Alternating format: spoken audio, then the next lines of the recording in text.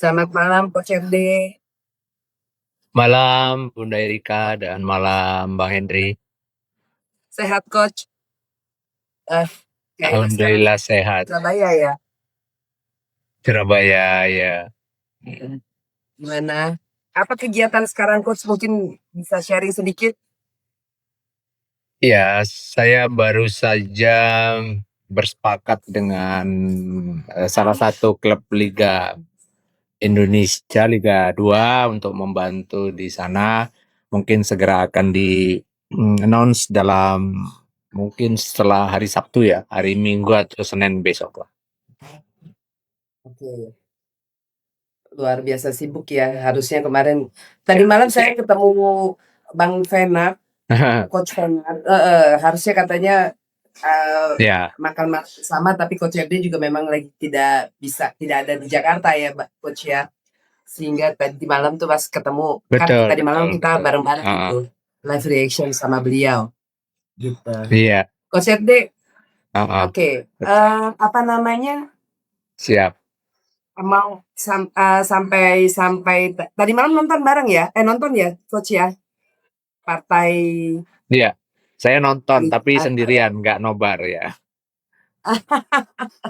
tapi lebih fokus untuk menganalisa, saya yakin. Nah, ini akan lebih lebih lebih detail analisanya menurut Iya, saya iya. sih. Kalau kita nonton sendirian itu kan lebih fokus.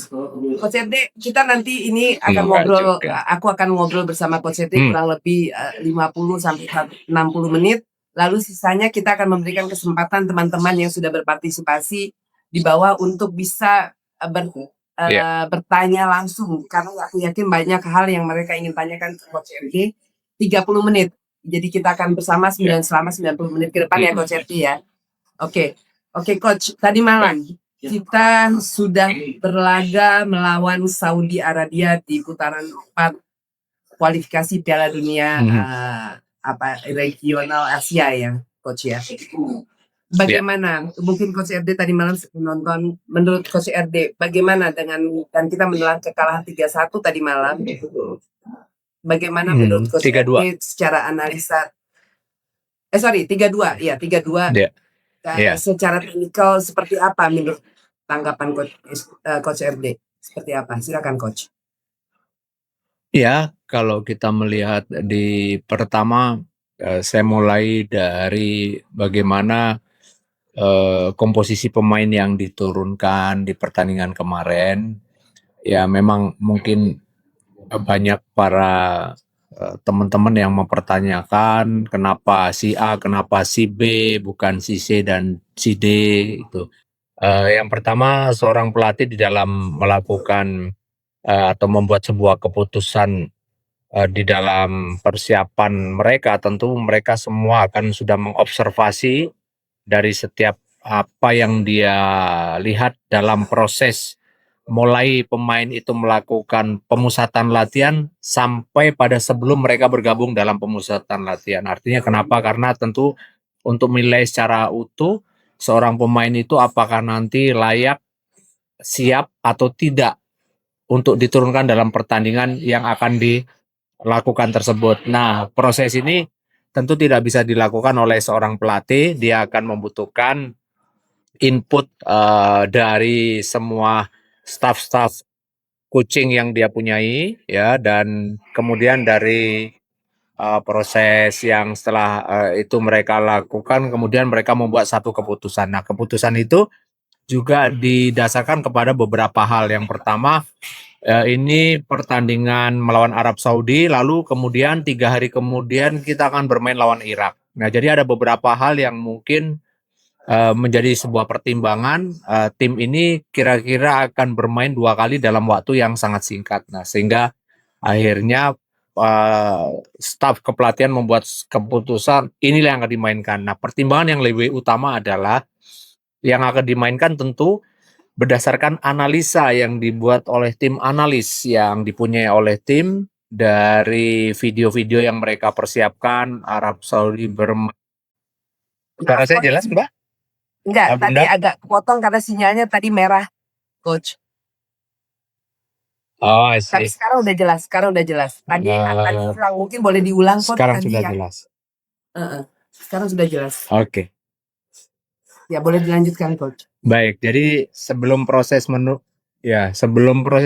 siapa yang akan bermain, tadi sudah menampung banyak hal yang berkaitan dengan mungkin kekuatan lawan, lalu strong point lawan, weakness lawan, ya kelemahan lawan seperti apa. Kemudian coba dilakukan simulasi di dalam proses latihan. Nah, mungkin di dalam proses latihan itu ada pemain-pemain yang kemungkinan yang tadinya prediksi akan dimainkan, tapi mungkin dia tidak menunjukkan perform yang lebih baik dari pemain-pemain yang kemarin diturunkan. Nah, sehingga kemudian diputuskan oleh staff coaching bahwa akhirnya pemain yang kemarin sebagai starter melawan Arab Saudi adalah mereka yang betul-betul siap dan dalam proses latihan yang sudah dijalankan sesuai dengan tactical game plan yang disiapkan yang akan dibuat. Nah, itulah yang mendasari yang pertama. Kemudian kalau kita yang berikutnya adalah melihat bagaimana performa tim secara keseluruhan. Memang setelah kita membuat satu gol itu memang belum bisa terbaca akan seperti apa kita bermain. Tapi setelah itu Arab Saudi mulai merasa sangat terkejut dengan gol yang cepat yang kita buat, lalu kemudian mereka mereorganize tim dengan bermain dengan lebih agresif, mulai banyak sekali membuat permainan yang menyulitkan kita, dan itu mulai terlihat beberapa kelemahan-kelemahan tim kita. Kalau di awal-awal mungkin lebih sama-sama menjajaki, tapi setelah itu kemudian jelas sekali bahwa efektivitas permainan dipegang kendali oleh Arab Saudi yang memainkan permainan lebih bervariatif, terutama pada saat mereka menguasai bola dan masuk ke daerah pertahanan kita melalui kombinasi play, melalui penetrasi, kemudian melalui long range shoot yang mereka buat, dan itu terlihat sangat efektif ya, dan kita melihat bagaimana gol pertama yang mereka buat itu dari sebuah proses, memang ada kesalahan pemain kita, tapi itu dimulai dari bagaimana jumlah pemain mereka yang siap berada di satu situasi untuk second line mereka atau menyiapkan pemain-pemain yang pada second mereka ada di sana, sehingga golnya sangat terlihat bagus dan prosesnya juga terlihat baik. Nah, disitulah mulai terlihat perbedaan kita di dalam pertandingan itu. Nah, soal yang lain mulai kelihatan lagi setelah jalannya pertandingan, setelah kita menjadi satu-satu, Arab terus meningkatkan intensitas permainan dengan terus memberikan tekanan kepada tim kita, dan memang ada kekhawatiran saya waktu itu melihat ini kok sepertinya kalau nggak ada satu perubahan bermain mungkin ini tinggal menunggu waktu ya, dan memang pada akhirnya kita terhukum lagi dari individual error yang kita lakukan, dari tekanan yang mereka buat juga. Jadi individual error itu biasanya terjadi karena satu sedikit ada terjadi kepanikan karena di bawah tekanan lawan yang sangat sangat terus-menerus. Nah, akhirnya kita membuat kesalahan individual error dan menghasilkan satu tendangan penalti dan lawan unggul. Nah, sampai situ kita memang belum bisa bangun lagi karena memang nggak mudah dalam posisi ketika kita mulai bisa didikte oleh lawan, kemudian kita bisa mereorganize sebuah permainan untuk kita bisa mengembalikan kepercayaan dan kita wake up dan kemudian balik menyerang, itu nggak mudah. Ini yang terlihat. Nah, terus begitu babak kedua kita mulai ada sedikit merubah cara bermain dengan lebih sederhana, dan akan sangat terlihat lebih jelas lagi ketika terjadi penggantian maksudnya Tom Hai dengan Romani di menit ke-64 ya, dan itu mulai terlihat permainan kita lebih efektif walaupun akhirnya kita terhukum dengan satu gol lawan, tapi secara menyeluruh ada perbedaan permainan. Kalau di babak pertama praktis hampir tidak ada kombinasi play yang kita buat dengan efektif, tapi masuknya Romney mulai sedikit merubah cara kita bermain, dan akhirnya kita bisa mampu menambah jumlah gol kita walaupun itu dilakukan dengan penalti, tapi itu terjadi karena memang adanya satu permainan menyerang yang lebih bervariatif yang kita lakukan. Jadi overall kita kalah melawan Arab Saudi dan memang kalah juga di dalam permainan yang kita lakukan kemarin, dan ini sebuah konsekuensi tentunya bagi sebuah tim sepak bola ya, dan tentu konsekuensi ini menjadi tanggung jawab pelatih karena kita tahu pelatih memang yang menentukan, yang merancang, kemudian membuat keputusan siapa yang bermain dan bagaimana dalam proses pergantian pemain yang dia lakukan ini melalui sebuah proses yang panjang. Jadi itu sementara analisa saya, mungkin nanti bagian demi bagian bisa kita ulas lagi setelah kita bicara selanjutnya atau menunggu pertanyaan dari Bunda dan dari Bang Hendri. Silakan, mungkin ada yang mau disampaikan atau ditanyakan.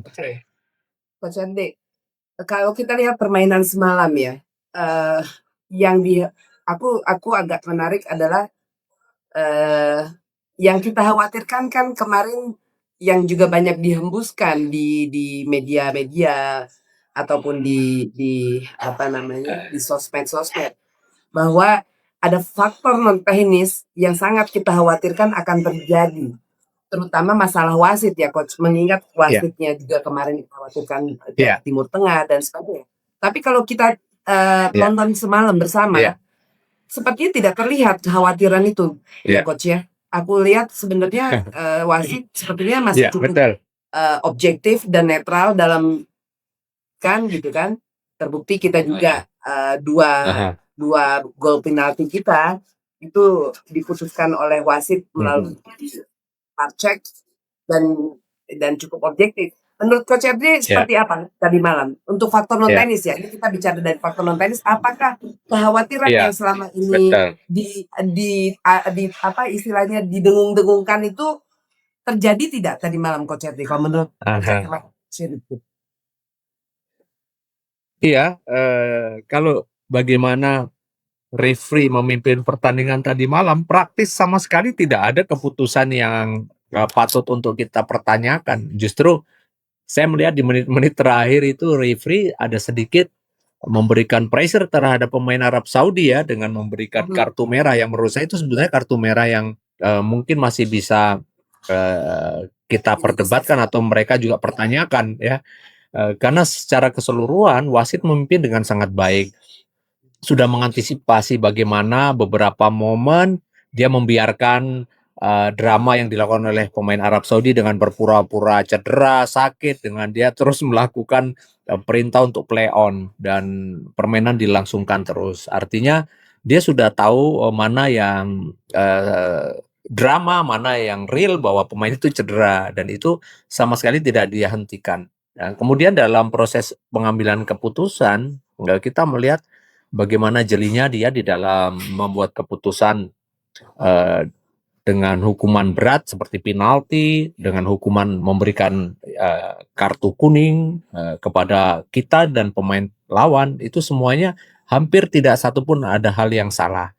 Nah, jadi kekhawatiran kita terhadap kepemimpinan wasit itu memang sama sekali tidak terbukti, dan juga saya bersyukur para pemain-pemain kita juga kemarin tidak ada yang terlalu tinggi terpancing, kecuali ada satu insiden saja ketika head coach mereka sedikit mendelay, semuanya berjalan normal, dan menurut saya dari pandangan saya inilah penampilan wasit terbaik selama kita bertemu dengan Arab Saudi. Bahkan ini wasit menurut saya yang sangat baik dia lakukan ya.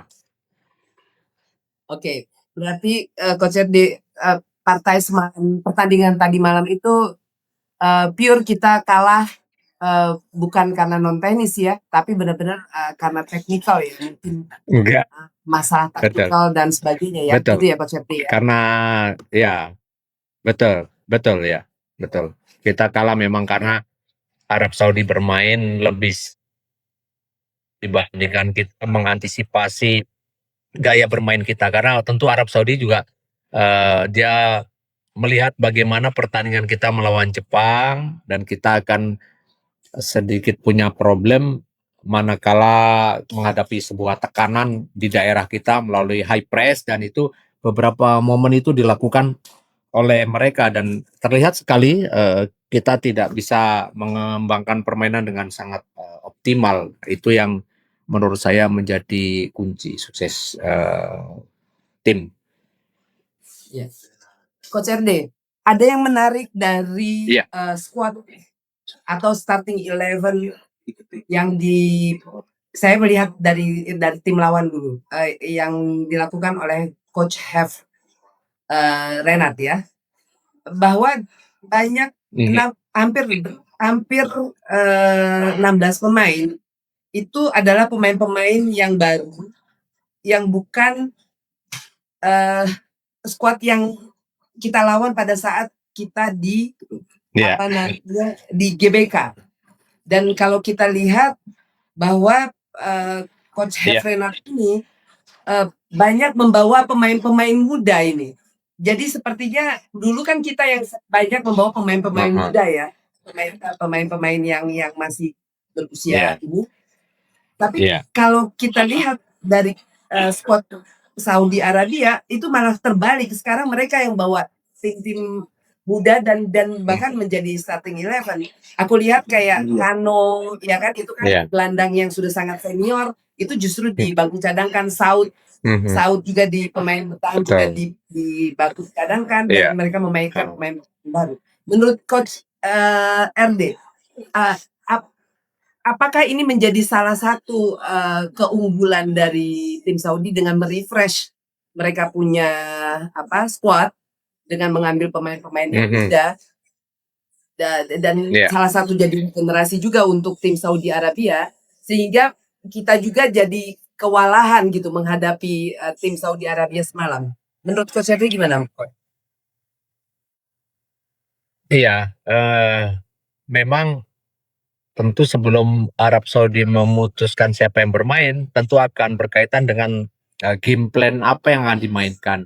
Nah, tadi sudah saya singgung mengenai kemungkinan rencana game plan yang sudah dia siapkan adalah paling nggak menduplikasi apa yang Jepang buat terhadap kita ketika kita kesulitan melawan Jepang.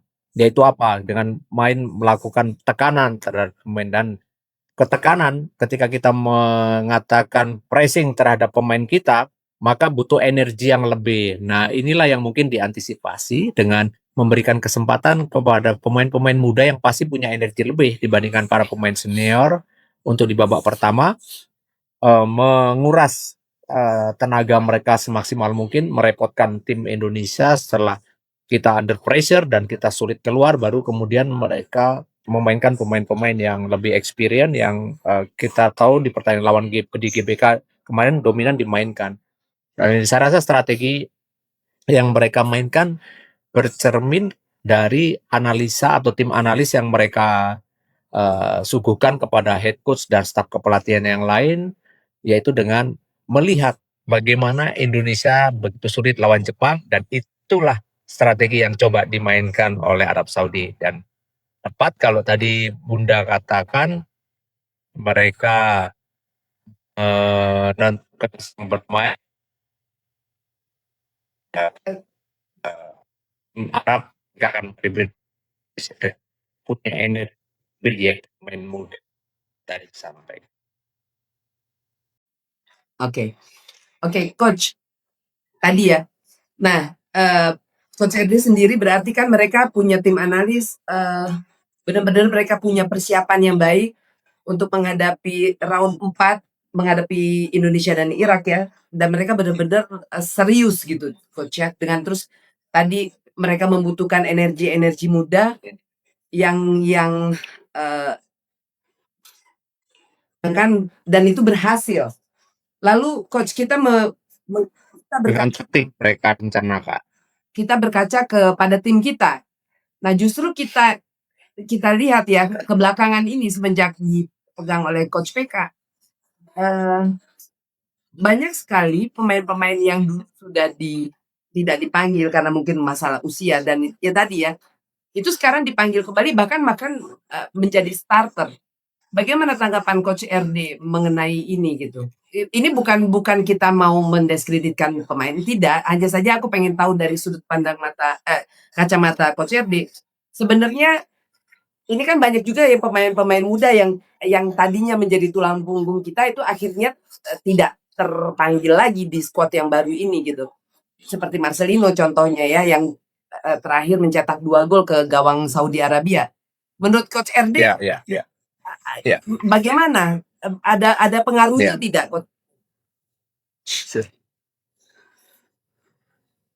Ya, yang pasti, yang tadi saya sampaikan sekali di awal mengenai bagaimana proses seorang pelatih itu akan mengumpulkan pemainnya untuk menghadapi sebuah pertandingan, analisa yang sudah sangat panjang mereka. Nah, tidak dipanggilnya Marcelino, tentu kita semua tahu bahwa Marcelino punya terkendala dengan kebugaran fisiknya, ada cedera yang dialami oleh Marcelino.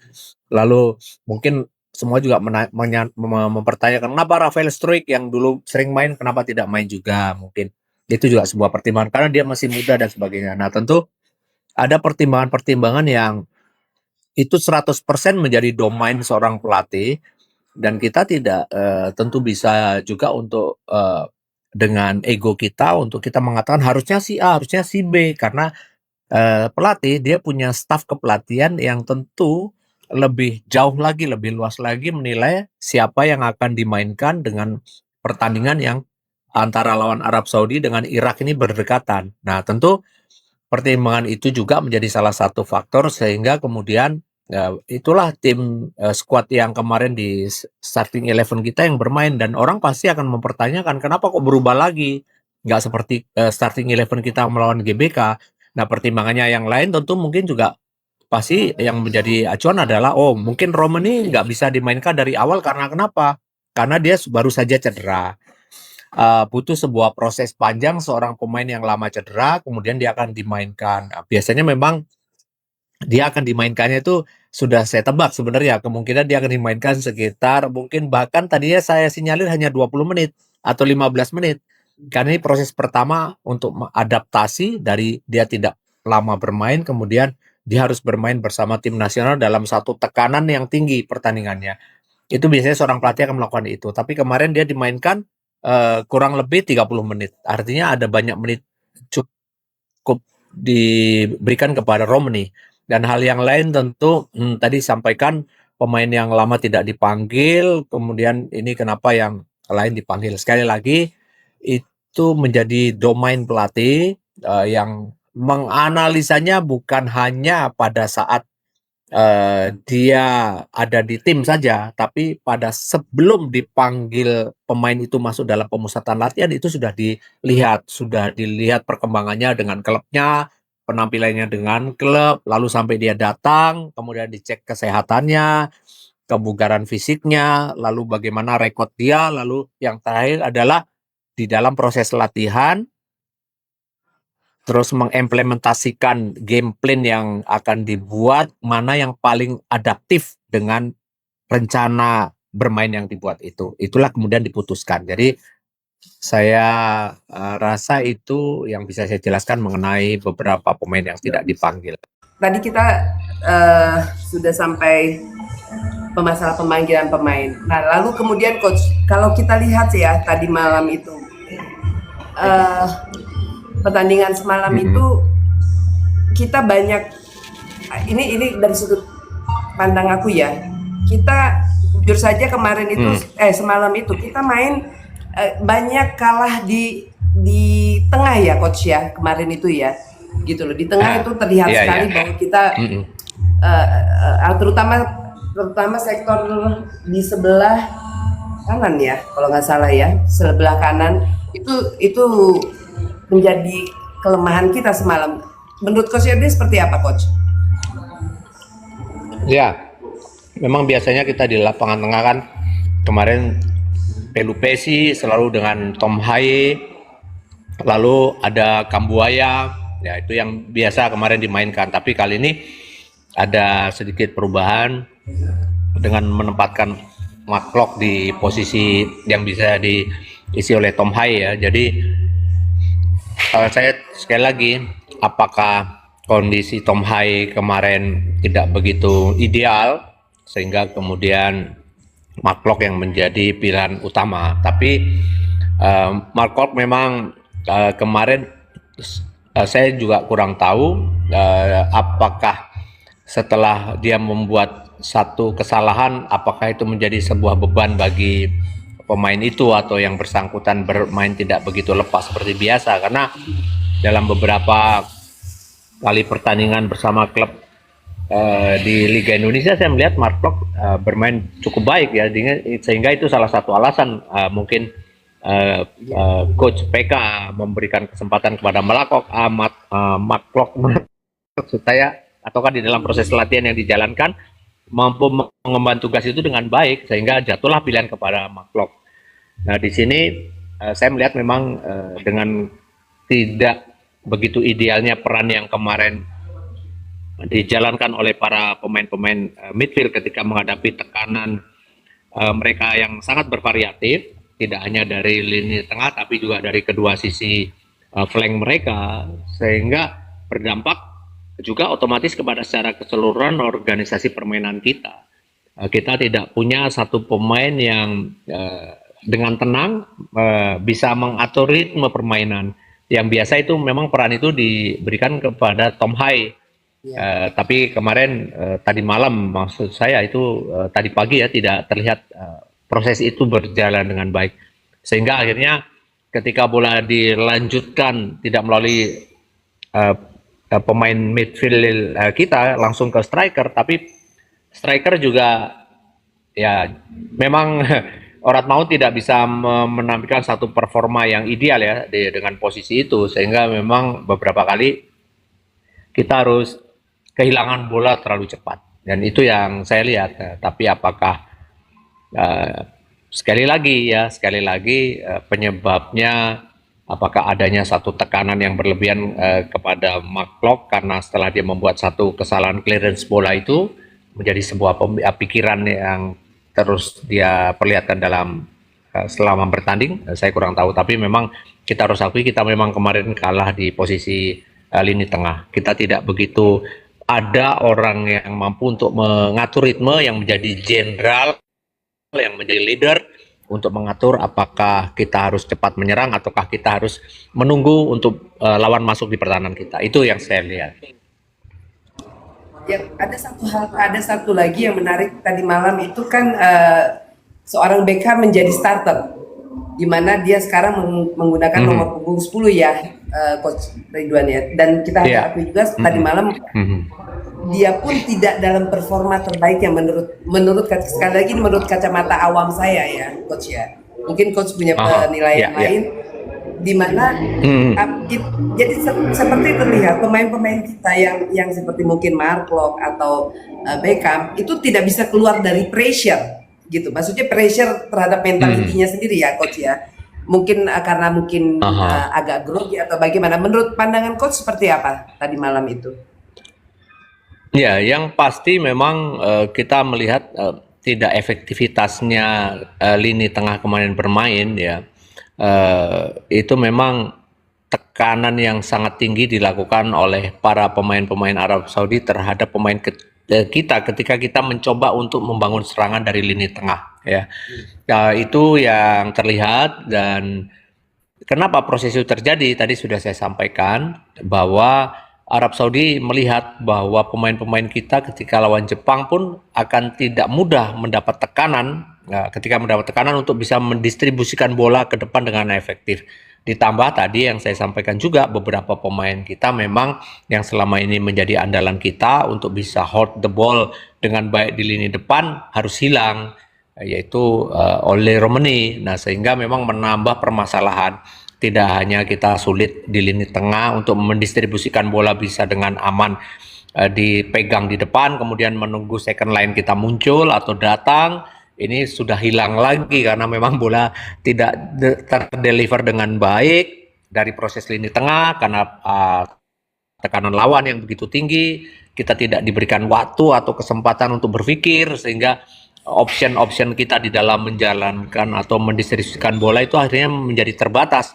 sehingga Coach banyak hilang. sekali melakukan sedikit back pass, ya kita hanya melakukan back pass kemudian langsung kita target ke Orat Maun. Nah, beberapa momen itu selalu terjadi seperti itu. Nah, kemudian hilang bola lagi. Dan saya memang melihat ditunjuknya Beckham dan Matlock untuk mengisi sebagai starter tentu sudah melalui satu proses yang tadi saya sampaikan. Mungkin di dalam latihan dia mampu melakukan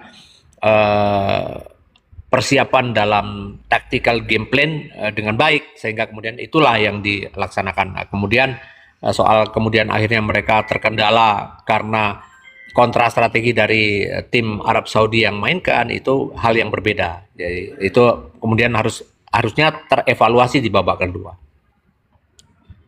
Ya. Coach, sorry, tadi saya mau meralat sedikit, bukan nomor 10 tapi nomor 7 ya.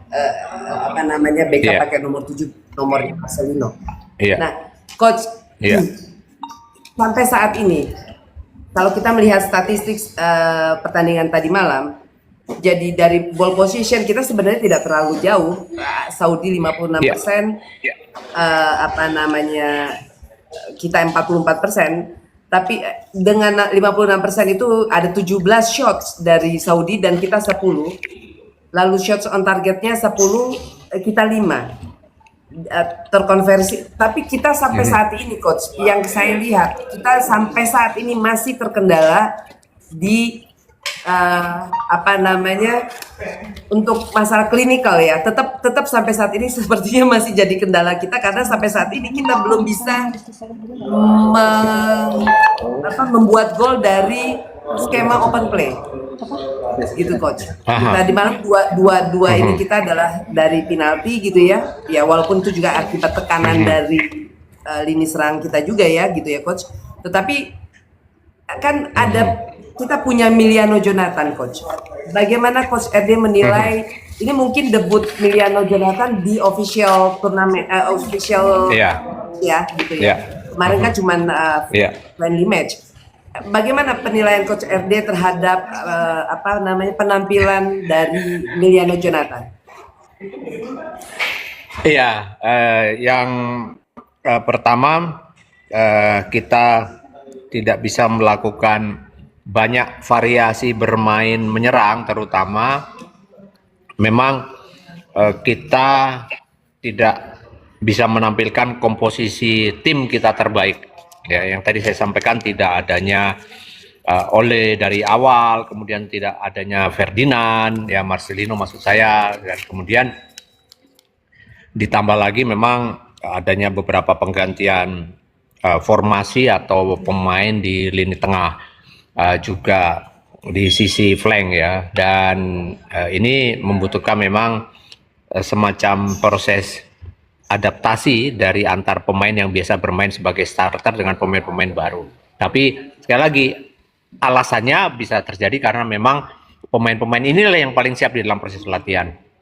Lalu mengenai penampilan Jonathan, ini debut dia, dan tentu dia juga tidak begitu langsung bisa tune in bersama pemain-pemain yang lain ya, apalagi ini pertandingan yang bukan pertandingan ringan, ini pertandingan besar, sangat menentukan langkah kita bisa lolos ke babak berikutnya dan menghadapi tim yang malam itu bermain dengan sangat disiplin, bermain dengan sangat lebih, saya katakan mereka bermain dengan sangat fight ya, sehingga tidak selalu memberikan ruang yang mudah kepada kita. Betul bahwa efektivitas bermain mereka lebih terlihat jelas dari statistik yang dibuat.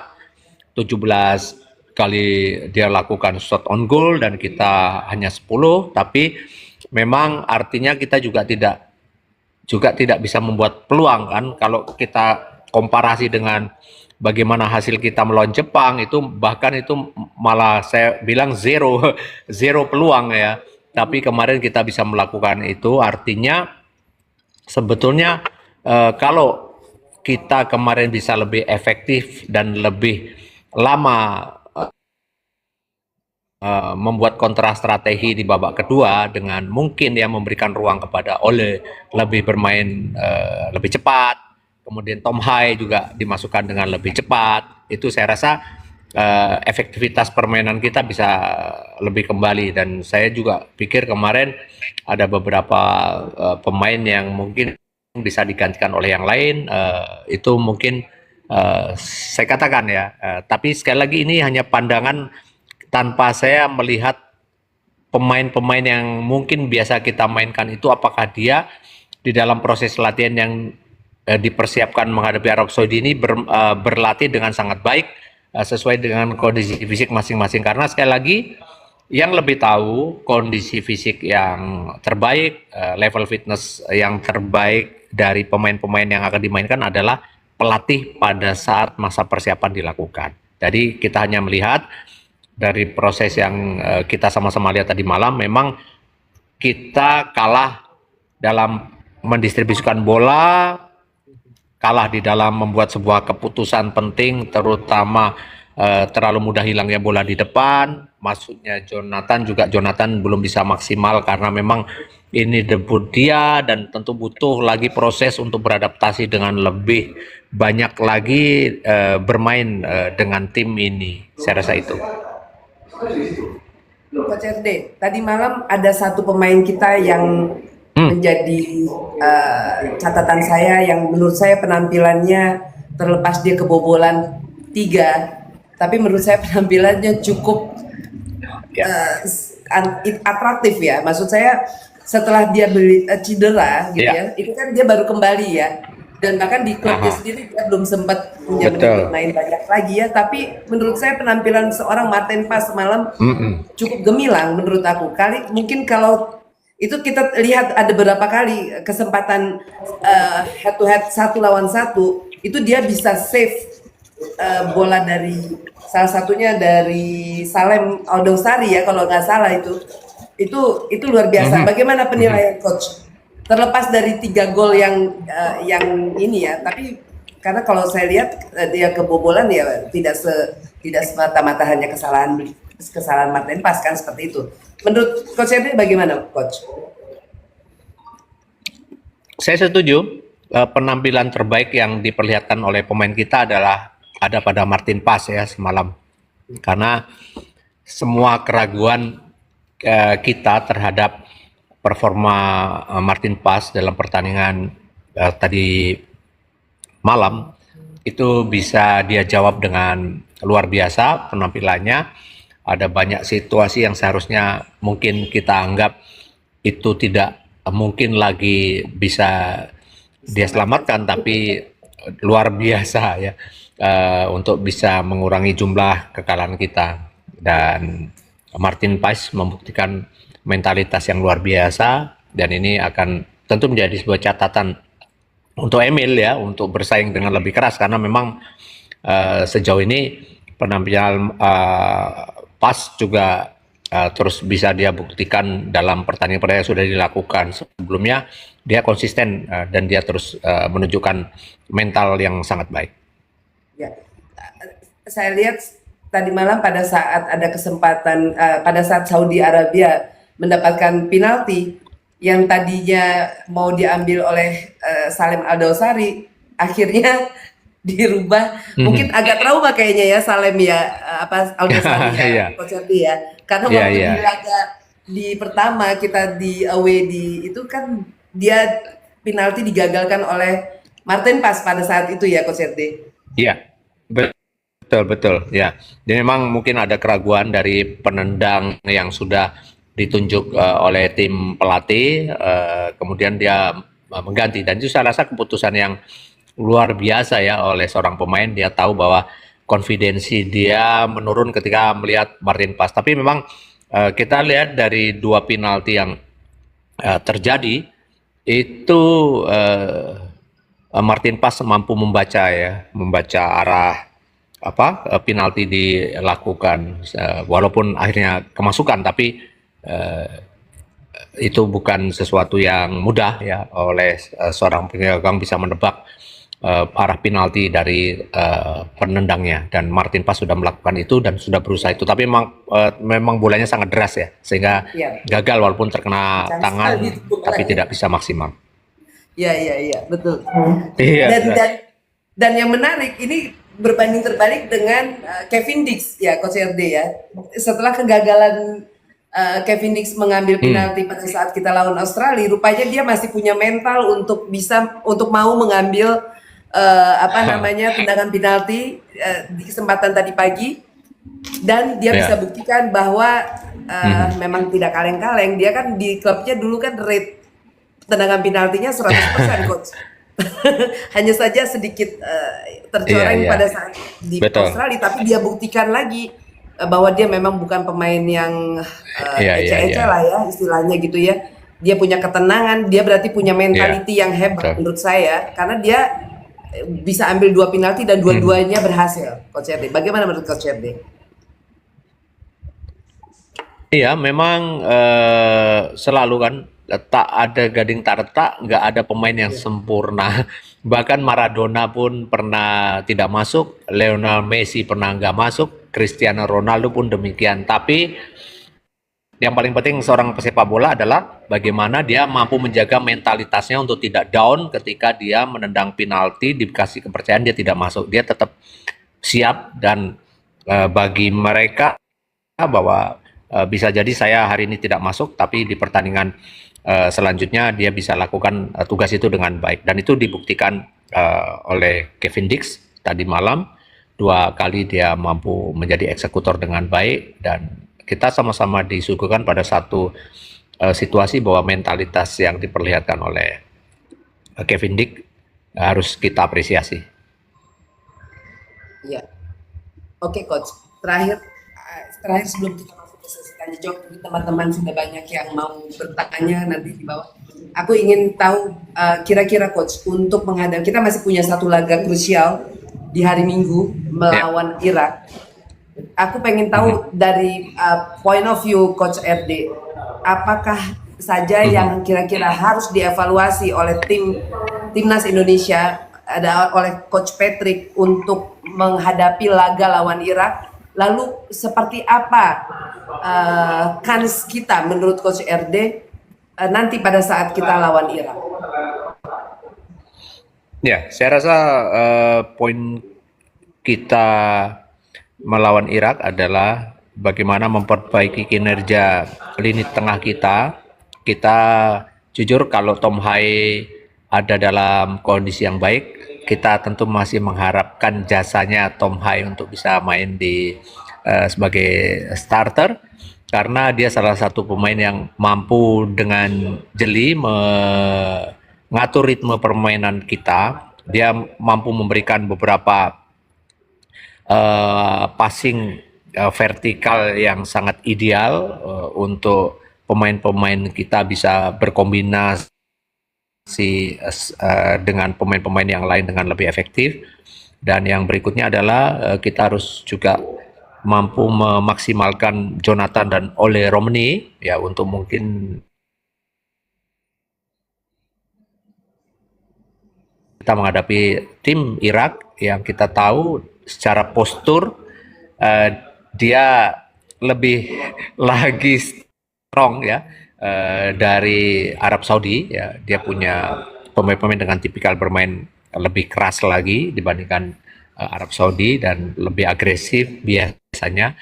Tapi kita tahu ada penurunan kualitas bermain walaupun mereka kemarin menjadi juara di Kings Cup, tapi overall saya melihat mereka tidak, saya berharap ya mereka tidak seperti Arab Saudi yang memainkan banyak sekali kombinasi play seperti kemarin. Dan saya tetap yakin dan kita bisa untuk mengatasi Irak, walaupun di awal ada keraguan saya ya. Justru saya tadinya sangat yakin kita akan mampu mengatasi Arab, tapi kita akan kesulitan lawan Irak. Tapi mudah-mudahan gambaran yang ada di pikiran saya ini bisa berbalik dan kita bisa mengatasi Ada Irak di kejutan ya pertandingan Coach. berikutnya dengan ya dengan tadi hal-hal yang tadi saya sampaikan ya, perubahan di lini tengah dan lini depan kita. Coach, kira-kira seorang Verdong, akankah dia turun di laga kita versus Irak?